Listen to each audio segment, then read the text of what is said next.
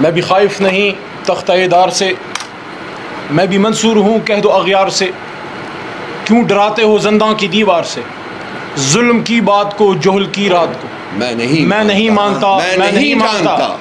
ہم ڈرے نہیں، ہم بھاگے نہیں، ہم جھکے نہیں، ہم نہ ڈریں گے، نہ بھاگیں گے، نہ جھکیں گے، اور نہ ہی فرد واحد کی آمریت قبول کریں گے۔ Under no circumstances we will legitimize this dictatorship۔ اس ڈکٹیٹرشپ کو ہم لڑیں گے، اس کے خلاف لڑیں گے اور اس کو ختم کریں گے۔ میرے دوستو، میرے بھائیو، خیبر پختونخوا ہاؤس میں آپ کو خوش آمدید۔ پورے اسلام آباد میں کوئی ایسی جگہ رہ نہیں گئی جہاں ملک کی سب سے بڑی جماعت پاکستانی عوام سے کیمرے کی وساطت سے بات کر سکے۔ کل رات جو ہوا وہ تحریک انصاف کے سینٹرل سیکریٹریٹ پہ نہیں، پاکستان کی جمہوریت پہ حملہ تھا۔ سب سے بڑی جماعت کے مرکزی دفتر پہ حملہ کرنے کا مطلب سمجھتے ہیں آپ؟ اس کا مطلب یہ ہے کہ پاکستان میں سیاست کی گنجائش ختم کی جا رہی ہے۔ پاکستان تحریک انصاف وہ جماعت ہے جس نے پاکستان کے نوجوانوں کو یہ میسج دیا، عمران خان صاحب نے، کہ سیاست ایماندار لوگوں کا، سیاست مڈل کلاس لوگوں کا، سیاست پڑھے لکھے لوگوں کا اور پاکستان سے محبت کرنے والے نوجوان بچے اور بچیوں کا کام ہے۔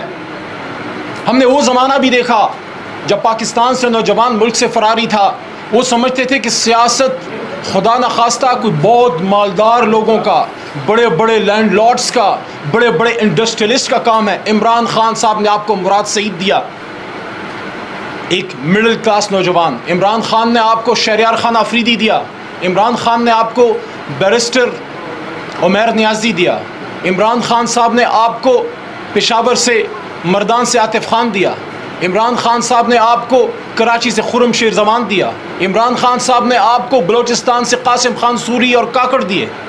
عمران خان صاحب نے آپ کو اس ملک میں اس ماحول میں جہاں بچیاں گھر سے نہیں نکل سکتی، ڈیرہ غازی خان جیسے بیکورڈ علاقے سے جہاں سرداروں کا راج ہے، وہاں سے اس قوم کی بچی کو MNA بنوایا، ریزرو سیٹ پہ نہیں، الیکشن لڑوا کے ایک بار نہیں 2 بار عمران خان کے نام پہ جیتی ہیں۔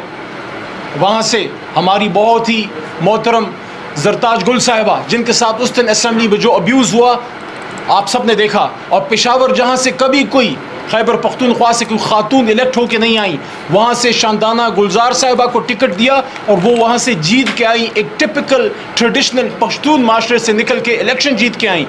اس جماعت کے ساتھ آپ یہ کر رہے ہیں، تو جب آپ سیاسی جماعتوں کے دفاتر بند کرتے ہیں تو معذرت چاہتا ہوں، پھر ان لوگوں کو موقع ملتا ہے جو پروسکرائب آرگنائزیشنز ہیں، جب سیاسی جماعتوں کے دفتر بند ہوتے ہیں تو نان سٹیٹ ایکٹرز کو موقع ملتا ہے، جو ماضی میں ملتا رہا۔ عمران خان صاحب نے ہمیشہ سیاست کے ذریعے ملک کو ٹھیک کرنے کی بات کی، اور وہ یہی بات ہے جو قائد اعظم محمد علی جناح کی بات ہے، جس کے بہت بڑے پرستار فردوس شمیم نقوی صاحب میرے لیفٹ پہ بیٹھے ہیں، جب بھی یہ جناح کیپ پہنتے ہیں ہمیں قائد کی یاد دلاتے ہیں۔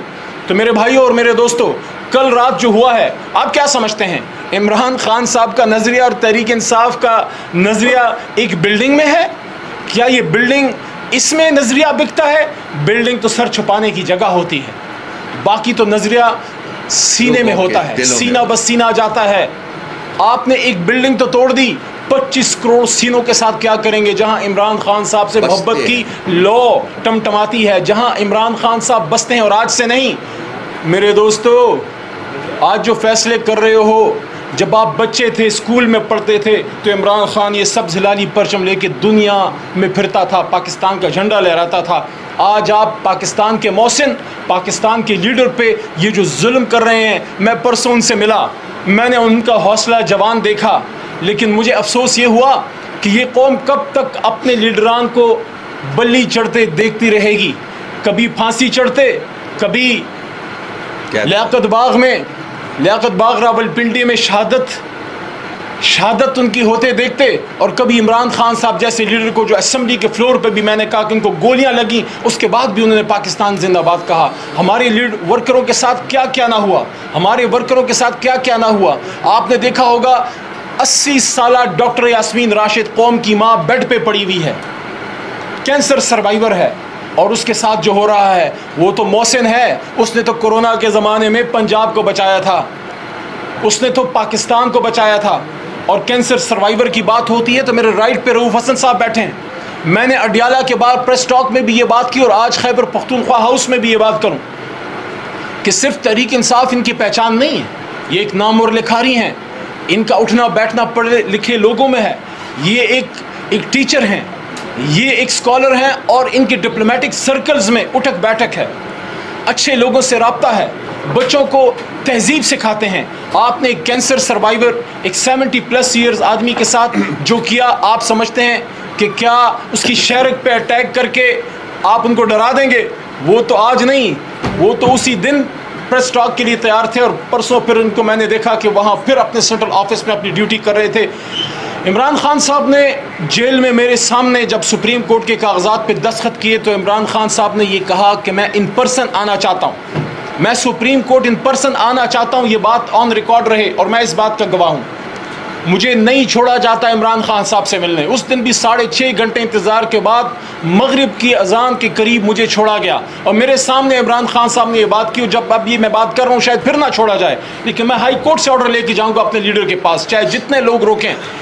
वहाँ मैंने इमरान खान साहब की मौजूदगी में ये बात की, अडियाला जेल के अंदर अदालत में जो प्रोसीडिंग चल रही थी कि खान साहब ये आपका हक है, एक न्यूक्लियर, एक जौहरी इस्लामी ताकत में, एक मुल्क में ये स्ट्रेंथ होनी चाहिए कि साबिक वज़ीर आज़म को 40 मिनट का रास्ता है अडियाला से सुप्रीम कोर्ट, उसको फुल प्रोटेक्शन दे।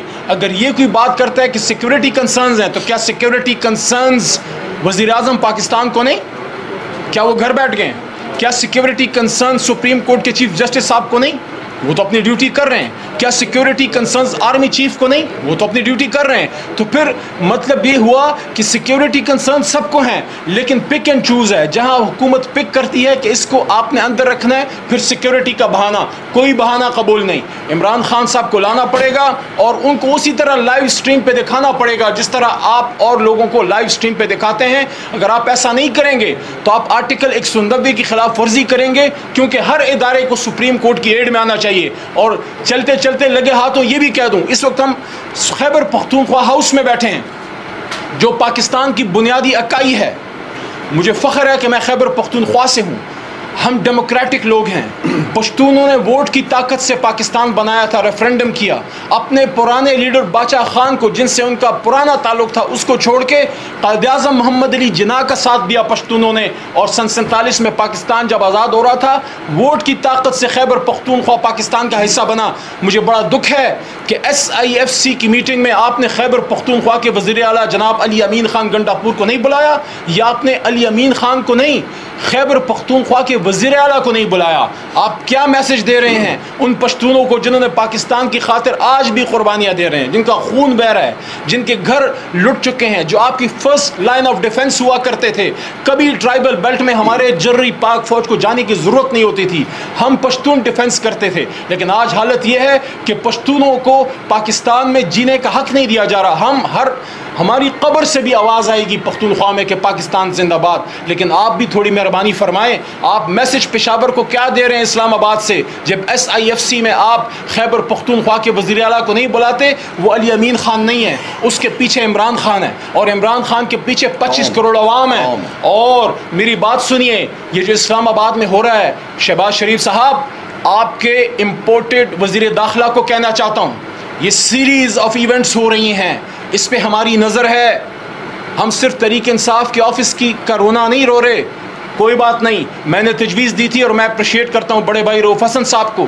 मैंने सुबह तजवीज़ दी कि हम उसी रकस के ऊपर, वो जो मलबा पड़ा है उसके बाहर ज़मीन पर बैठ के, हम कानून को मानने वाले लोग हैं। हमारे ऑफिस को गैर कानूनी सील किया गया है।